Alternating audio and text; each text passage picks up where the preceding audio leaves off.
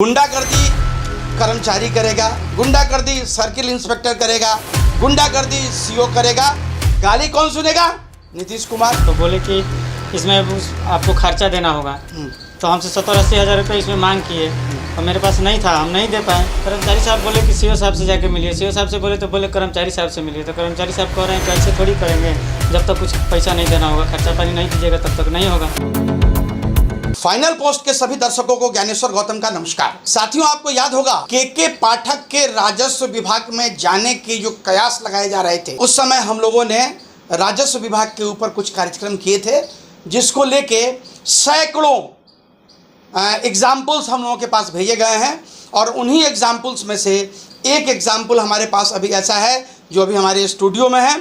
मैं अभी उनको बुलाता हूं, उनसे बात करता हूं और आप देखिए, आप समझिए कि राजस्व विभाग के जो कर्मचारी हैं, उन कर्मचारियों की वास्तविक स्थिति क्या है। गुंडागर्दी कर्मचारी करेगा, गुंडागर्दी सर्किल इंस्पेक्टर करेगा, गुंडागर्दी सीओ करेगा, गाली कौन सुनेगा? नीतीश कुमार। क्योंकि लोग सीधे तौर पे गाली नीतीश कुमार को देते हैं, जबकि नीतीश कुमार का कोई दोष उसमें नहीं है। हमारे साथ हैं अभी स्टूडियो में कृष्णा यादव जी। आइए कृष्णा जी। ये कृष्णा यादव जी हैं। कृष्णा यादव जी को ये देख लीजिए, ये स्क्रीन पे आपको दिख रहा होगा, ये इनके ज़मीन, इनकी जो ज़मीन है वो ज़मीन इनको सरकार ने दी। देखिए कहानी कैसी है, ये देखिए ये ज़मीन जो है, ये ज़मीन इनको सरकार ने दी। ये ज़मीन के जमाबंदी का सरकारी गैर मजरूआ ज़मीन की बंदोबस्ती का परवाना है।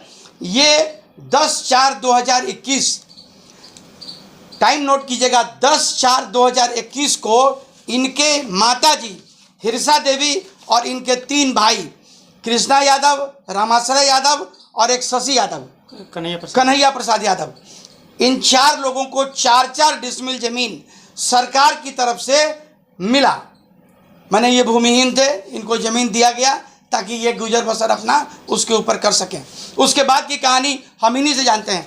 कृष्णा जी, उसके बाद क्या हुआ? आप गए थे इसको जमाबंदी कराने के लिए? बहुत बार गए सीओ साहब के पास जमाबंदी कराने के लिए और इसका रसीद काटने के लिए। तो पहले तो ये कहते रहे कि इसका जमाबंदी नहीं होता है, रसीद नहीं कटता है। उसके बाद में जब फिर दोबारा गए कि नहीं कटता है सर, तो बोले कि इसमें आपको खर्चा देना होगा, तो हमसे 70-80 हज़ार रुपये इसमें मांग किए और मेरे पास नहीं था, हम नहीं दे पाए। उसके बाद में तो वो लोग नहीं काटे, इसका पर्चा ही नहीं, इसका रसीद भी नहीं काटे हैं और इसका जमाबंदी भी कायम नहीं किए। चौथे महीने 2021 में आपके नाम का जो सरकारी पर्चा है वो पर्चा काट दिया गया जी। और उसके बाद से आप लगातार दौड़ रहे हैं, आज तक आपका रसीद नहीं कटा, आज तक जमाबंदी क्रिएट नहीं हुई। आप कर्मचारी से मिले, कर्मचारी क्या कहता है? कर्मचारी साहब बोले कि सीओ साहब से जाके मिलिए, सीओ साहब से बोले तो बोले कर्मचारी साहब से मिलिए, तो कर्मचारी साहब कह रहे हैं कि ऐसे थोड़ी करेंगे, जब तक कुछ पैसा नहीं देना होगा, खर्चा पानी नहीं दीजिएगा तब तक नहीं होगा। तो हमारे पास तो है नहीं जो हम उनको खर्चा पानी दें।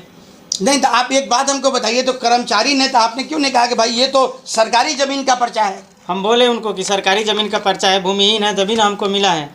तो बोल रहे हैं कि भूमिहीन है, मिला है तो फिर कुछ ना कुछ तो आपको देना पड़ेगा ना, दीजिएगा जब ना आपका जमाबंदी कायम होगा और रसीद। मतलब सरकार ने भूमिहीन समझ के आपको ज़मीन दी, लेकिन इसके बावजूद जो कर्मचारी हैं उनको पैसा चाहिए और पैसा नहीं देने पर उन्होंने आज तक इसका पर्चा नहीं काटा। कहाँ का मामला है? ये मामला तुरकौलिया का है, तुरकौलिया मथुरापुर का।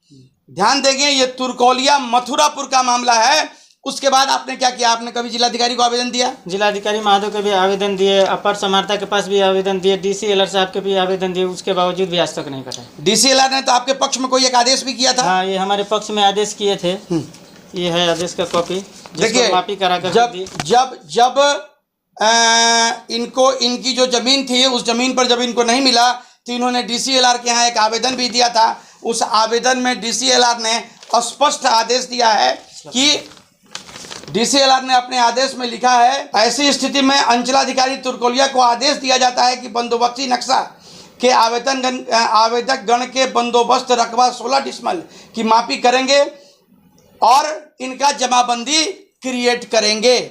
जिला अपर समा ये भूमि सुधार 26/9/2000 और ये 26/9/2023 का आदेश है। ये वाद संख्या 38/2023-24। अब ये बताइए कि जिस आदमी को जमीन सरकार ने दी भूमिहीन समझ के कि इनके पास ज़मीन नहीं है, लेकिन इसके बावजूद उनको सरकार ने जो ज़मीन दी उसका रसीद सरकारी मुलाजिम नहीं काट रहे हैं। कौन होगा जवाब दे। ये मेरा वीडियो अगर मेरी आवाज़ राजस्व विभाग के आला अधिकारियों तक पहुंच रही हो या मेरा वीडियो नीतीश कुमार जी तक पहुंच रही हो तो इसके ऊपर इंक्वायरी जरूर करें और ये देखें कि किस तरीके से सरकार जिन कर्मचारियों को बहाल करती है वो कर्मचारी सरकार को बर्बाद करने में, सरकार को गाली सुनवाने में, सरकार की प्रतिष्ठा को धूमिल करने में, सरकार को निरंकुश बताने में इनकी क्या भूमिका है। तो साथियों, देखते रहिए फाइनल पोस्ट। और इस तरह का कोई भी मामला यदि आपके पास भी हो तो कृपया उसका तथ्य के साथ मुझे भेजें। मैं आपकी आवाज़ बनूंगा, मैं आपकी आवाज़ उठाऊंगा और मैं आपको न्याय दिलवाऊंगा। धन्यवाद।